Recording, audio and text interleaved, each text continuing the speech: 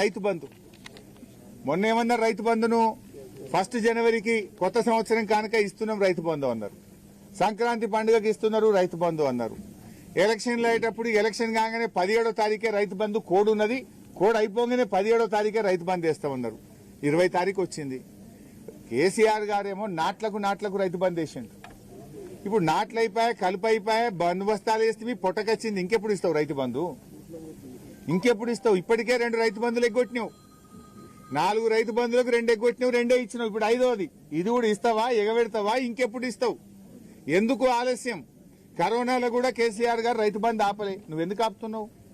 నువ్వు కాంట్రాక్టర్లకు మాత్రం 20,000 కోట్ల బిల్లులు ఇచ్చినావు. ఈ సంవత్సరం 20,000 కోట్లు కమిషన్ల కోసం బడా కాంట్రాక్టర్లకు బిల్లులు ఇచ్చినావు.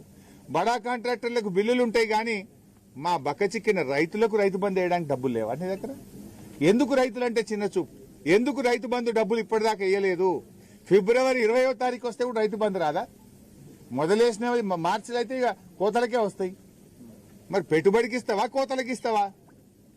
పోయిన యాసంగికి సన్నవడ్లకు బోనస్ ఎగ్గొట్టినావు. మరి ఈ యాసంగికి సన్నవడ్లకు బోనస్ ఇస్తావా, ఇయ్యవా? ముందే చెప్పు. ఇప్పుడు బోనస్ వస్తుందంటే వేసుకుంటాం, లేకపోతే దొడ్డు వేసుకుంటాం. దొడ్డు వేసుకుంటే ఓ 4 క్వింటాలు ఎక్కువ పడతాయి. బోనస్ వస్తాయంటే సన్నయ్య వేస్తారు. బోనస్ రాదంటే దొడ్డు వేసుకుంటే 4 క్వింటాలు ఎక్కువ పడుతుంది కదా. నువ్వు పోయిన యాసంగికి బోనస్ ఎగ్గొట్టినావు. మరి ఈ యాసంగికి బోనస్ ఉంటుందా ఉండదా రైతులకు స్పష్టం చేయాలని చెప్పి కూడా నేను డిమాండ్ చేస్తూ